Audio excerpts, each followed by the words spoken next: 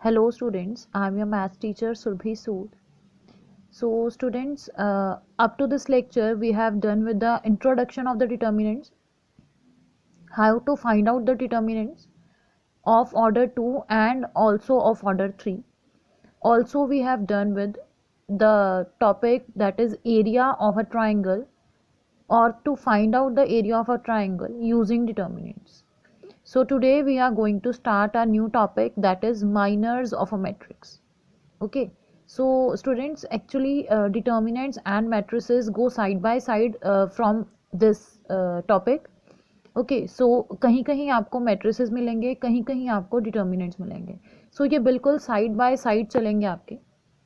सो देखिए जी, यहाँ पे अब मुझे फाइंड आउट करने हैं माइनर्स ऑफ अ मैट्रिक्स. तो हम समझ लेते हैं माइनर्स कैसे इनको फाइंड आउट करना है. बेटा काम आप सारा पहले ही कर चुके हैं जब आप डिटर्मिनेंट फाइंड आउट करते थे.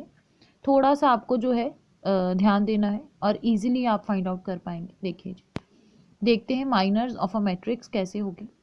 जैसे बेटे मैंने आपको पहले बताया था कि जो डिटर्मिनेंट्स हैं वो भी सिर्फ स्क्वायर मैट्रिसेस के पॉसिबल हैं, वैसे ही क्या है आपके जो माइनर्स हैं और जो नेक्स्ट टॉपिक हम करेंगे कोफैक्टर्स का, वो भी ओनली स्क्वायर मैट्रिसेस के ही पॉसिबल हैं, चाहे वो 2 ऑर्डर के हों चाहे वो 3 ऑर्डर के हों.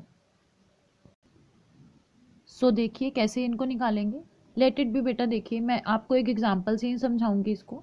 ऑर्डर 2 का फर्स्ट ऑफ ऑल हम लेंगे, ठीक है. ऑर्डर 2 के लिए अलग मेथड है और ऑर्डर 3 के लिए बेटा आपका अलग मेथड रहेगा. देखिए जी, आपको कोई भी मैट्रिक्स मैं 2 ऑर्डर 2 का ले लेती हूँ, जैसे कि A B C and D. ठीक है जी, मैंने ले लिया ए बी सी डी, कोई भी 2x2 का मैट्रिक्स है.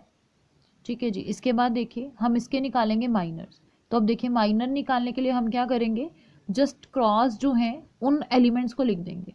आपको याद है कि हम डिटर्मिनेंट्स में कैसे करते थे, जो क्रॉस एलिमेंट्स होते थे उनको करते थे मल्टीप्लाई. अब हम क्या करेंगे, ओनली जो ऑपोजिट एलिमेंट है क्रॉस में लिखा है उसी को लिख देंगे. That will be the minor of your first element. तो इंडिविजुअल एलिमेंट्स के बेटा इनके माइनर्स निकलते हैं. देखिए एक मैं आपको लिख के दिखाती हूँ. जैसे M11 मीन्स फर्स्ट रो और फर्स्ट कॉलम का एलिमेंट ए था, इसलिए हम क्या लिखते हैं इसको, minor of A11. That will be equals to किसके इक्वल, फिर डी के इक्वल. उसके अपोजिट एलिमेंट के अपने आप ही वो इक्वल होगा. सिमिलरली M22 क्या है जी, माइनर ऑफ A22 क्या रहेगा जी, सॉरी A12 ही लिख लीजिए, पहले इधर ही चलते हैं. A12, तो A12 के लिए क्या रहेगा, देखिए B के ऑपोजिट नंबर कौन सा था आपका, C, तो हमने C लिख दिया. सिमिलरली M21 क्या रहेगा आपका, minor of A21 will be equals to. अब देखिए थर्ड एलिमेंट ये है तो इसके ऑपोजिट B पड़ा है तो हम B लिख लेंगे. सिमिलरली M22 क्या रहेगा, minor of A22 will be equals to, D के ऑपोजिट क्या है जी, A. हर नंबर एक एक बार आ गया, ये आपका बन जाता है माइनर ऑफ या माइनर्स ऑफ अ मैट्रिक्स. ठीक है जी, इसके माइनर्स क्या बने हैं ये चीज़ आपने देख ली. देखिए बेटा हम कोफैक्टर्स जो है वो भी साथ ही में निकालने की कोशिश करेंगे, क्योंकि आपको ज़्यादा जो है वो अंडरस्टैंडिंग इस चीज़ की होगी. देखिए अब मैं बना रही हूँ topic cofactors of a matrix. ठीक है जी, कोफैक्टर्स ऑफ अ मैट्रिक्स. इसमें आप क्या करेंगे, जस्ट बेटा आप जैसे साइन माइनस की पावर में लगाते थे ना डिटर्मिनेंट्स के टाइम पे, जैसे हम डिटर्मिनेंट फाइंड आउट करते थे, वैसे ही आपको साइन जो है वो आगे लगा देने हैं. वो देख लीजिए कैसे लगाएंगे. तो कोफैक्टर निकालना है जी, इसको पहले डिनोट कैसे करते हैं, कैपिटल ए से. तो capital A11 means individual element का निकलेगा, तो आप A11 से डिनोट करा दें कैपिटल से. Will be equals to cofactor of element A11. ठीक है, एलिमेंट A11 का कोफैक्टर होगा ये, किसके इक्वल रहेगा जी, ये आपका माइनर की वैल्यू क्या है ये आपको यही देखना है. मैं आपको बता देती हूँ एक बार, -1 की पावर, जैसे आप डिटर्मिनेंट में करते थे ना, आपको याद होगा -1 की पावर क्या होगी जी, उसी रो और उसी कॉलम के जो है उसको ऐड कर देंगे नंबर्स को, दैट इज़ 1 + 1. ठीक है, उसके बाद माइनर किसका, A11 का. A11 के माइनर की वैल्यू क्या थी, D. तो you just have to put the sign and also the value of the minor. तो यहाँ देखिए -1 की पावर इवन है, that will be equals to 2 ना. तो आपकी जो पावर है वो इवन हो गई, इसका मतलब क्या रहेगा, यहाँ पे ओनली D रहेगा. आप प्लस लगाना चाहते हैं प्लस लगा दीजिए अंडरस्टैंडिंग के लिए. सिमिलरली बेटा A12 का कोफैक्टर अगर A22 का निकालते हो -1 की पावर क्या रहेगी आपकी 1 + 2, that is an odd power. So M12 किसके इक्वल है जी, C के इक्वल, तो यहाँ क्या लगाएंगे -C। Similarly A21 will be equals to -2 raised to the power 2 + 1, M21 will be equals to again -B क्योंकि ऑड पावर बनेगी जी, और A22 किसके इक्वल है जी, A22 का cofactor will be -1 raised to the power 2 + 2 which will be an even power। So M22 की value आपके पास क्या रहेगी, पॉजिटिव का है, ठीक है जी। तो ये आपके बन जाते हैं cofactors of a matrix and minor of a matrix, ठीक है जी। सो हम लोग बेटा इसके रिलेट करता हुआ इस कॉन्सेप्ट को यूज़ करता हुआ सम भी एक कर लेते हैं, तो आपको अंडरस्टैंडिंग हो जाए कि कैसे होगा ये। देखिए कोई भी आपका फर्स्ट जो क्वेश्चन है उसका फर्स्ट ही पार्ट में ले रही हूँ। सो ए कोई भी आपको डिटर्मिनेंट दे दिया गया है, ठीक है जी। आपको क्या पहले निकालने हैं, इसके सारे के सारे माइनर्स निकालने हैं और सारे के सारे कोफैक्टर्स निकालने हैं। देखिए A11 के रिगार्डिंग M11, A12 के रिगार्डिंग M12, ऐसे ही M21 और M22, क्योंकि इसके 4 ही एलिमेंट्स हैं, हमने लिख लिया। अब आप जल्दी से बोलेंगे इसका क्रॉस क्या रहेगा जी, 3, विदाउट साइन आप बोल रहे हैं। इसका क्रॉस ऑपोजिट क्या है, नंबर 3 हमने लगा दिया। M21 ये वाला एलिमेंट, M12 ये वाला एलिमेंट के ऑपोजिट क्या है, 0, ये लगा दिया। उसके बाद M21 किसके इक्वल है जी, इसका ऑपोजिट नंबर है -4, यहाँ से ऑपोजिट -4। अगेन 3 के ऑपोजिट क्या आएगा जी, 2। तो आपके ये 4 क्या हो गए, माइनर्स हो गए। ऐसे ही मैं आपको यहाँ कोफैक्टर भी निकाल के बता देती हूँ, A11, A12, A21 and A22 it will be equals to A11। देखिए जी -1 raised to the power 1 + 1 2 हो गया, और साथ में माइनर की वैल्यू क्या है जी 3, so it will B 3 only. Again -1 raised to the power 3 हो जाएगा, और साथ में माइनर की वैल्यू 0, तो 0 कोई भी वैल्यू अटेन नहीं कर साइन अटेन नहीं करता, इसलिए 0 रहेगा। Again -1 raised to the power 3 और माइनर की वैल्यू है जी -4, तो माइनस माइनस हो जाएगा प्लस, तो यहाँ आ गया जी प्लस का 4। अगेन यहाँ पे -1 raised to the power 2 raised to the power 4, 2 + 2 4 बनेगा, और यहाँ पे वैल्यू रही आपकी 2, तो इसका मतलब ये इवन पावर तो पॉजिटिव रहेगी, तो आंसर बनगा 2, ठीक है जी। ये आपके माइनर्स और कोफैक्टर्स के जो है वो आंसर बन गए।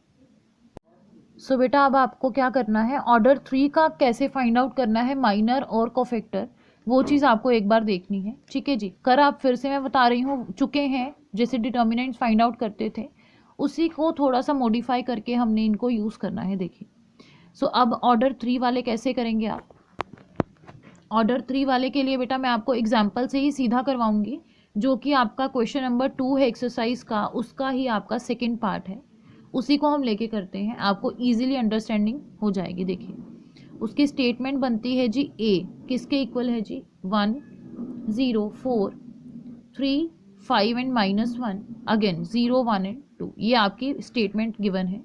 अब देखिए जी 3 × 3 का ये क्या है आपका मैट्रिक्स है, तो ये पॉसिबल रहेगा क्योंकि स्क्वायर है मैट्रिक्स। सो देखिए जी सबसे पहले हम क्या करेंगे, M11 फर्स्ट एलिमेंट का आप तो पता चल गया होगा, माइनर ऑफ फर्स्ट एलिमेंट। तो अब देखिए फर्स्ट एलिमेंट है, आपको ये एलिमेंट भी नहीं लिखना है, ठीक है। उस वाली रो को और उस वाले कॉलम को आपको क्या करना है, कट कर देना है, ठीक है जी। कट कर दिया, अब एलिमेंट आपको नहीं गिनना है, एलिमेंट नहीं लिखेंगे आप, उसके अलावा जो एलिमेंट्स बचे हैं उनका एक डिटर्मिनेंट बनाएंगे, क्या रहेगा 5 -1 1 एंड 2, ठीक है जी। जो बचे हैं उनको लिख दिया, और उसकी जब हमने वैल्यू निकाली तो क्या बनेगी, 10 -1 विल बी इक्वल्स टू 11, ठीक है जी, ये 11 बन गई। सिमिलरली M12 की वैल्यू क्या आएगी जी, ये एलिमेंट नहीं लिखेंगे, उसको चाहे क्रॉस कर लो, सेम रो और सेम कॉलम को काट देंगे, बाकी कौन से अवेलेबल रहे उनको डिटर्मिनेंट में लिख लीजिए अगेन। तो क्या रहेगा जी, इसका determinant 6 - 0 will B 6। Again M13 similarly आप जब करेंगे तो इसको क्रॉस कर लीजिए, चाहे ये गया और ये गया, कितना आया जी 3 5 0 and 1, it will be equals to 3 - 0 will be equals to 3। Similarly M21 से स्टार्ट हो गया, ये एलिमेंट भी कांटा लगा दो, और क्रॉस के बाद आप ये वाली रो और ये वाले कॉलम को छोड़ देंगे, तो क्या बनेगा जी 0 4 1 एंड 2, तो it will be equals to 0 minus 4 will be -4, ठीक है जी, ये बनेगा आपका -4। M21 क्या रहेगा जी, M21 को काटिए ज़रा, इसको काटा तो ये और ये कटा, क्या बना 1402, सो 1402 तो किसके इक्वल, 2 minus 0 will be equals to 2। Again M23, ये 2 था, ये 23 बनेगा, सो ये और ये कटा, सो 1001 बना, it will be equals to only 1 minus 0 that is 1। Similarly M31 बेटा, M31 में क्या रहेगा, इसको और इसको काटेंगे, 0 4 5 and -1, 0 4 5 and -1, it will be equals to 0 minus 20 will be minus of 20।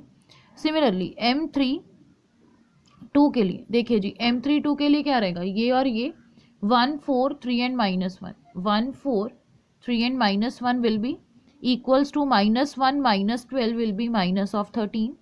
Similarly, last is M33 will be M33, A33 को काटा 1 0 3 and 5, so it will be equals to 5 minus 0 will be 5. अब देखिए सिमिलरली आपको यहीं पे इनके cofactors जो हैं वो लिख देने हैं। A11 का देखिए, क्योंकि 1 और 1 इवन नंबर बनता है प्लस करके, तो प्लस का 11, A12 में माइनस का रहेगा 6, ठीक है ना, A13 में पॉजिटिव 1 + 3 4, इवन पावर है तो प्लस का 3। A21 के लिए क्या है, नेगेटिव, ऑड है, minus of -4 that will be equals two plus of 4। Again A22 के लिए आप क्या लिखेंगे, प्लस का ही है तो प्लस का 2। A23 के लिए क्या लिखेंगे जी, ऑड है तो माइनस का 1, A23 हो गया। A31 के लिए क्या लिखेंगे जी, 3 और 1 4 बनते हैं तो माइनस ऑफ 20 सीधा ही बन गया जी, इसका चेंज नहीं होगा। A32 negative of -13 will be 13 and last but not the least A33 क्या बनेगा, इवन पावर, सो 5 बनेगा, ठीक है जी। तो इस हिसाब से आपके कोफैक्टर्स और माइनर्स दोनों चीज़ें आ गई। So that's all for today students. इसकी जो एक्सरसाइज है उसके सारे सम्स इसी के रिगार्डिंग है, ठीक है, तो आप वो खुद करेंगे। So thank you student.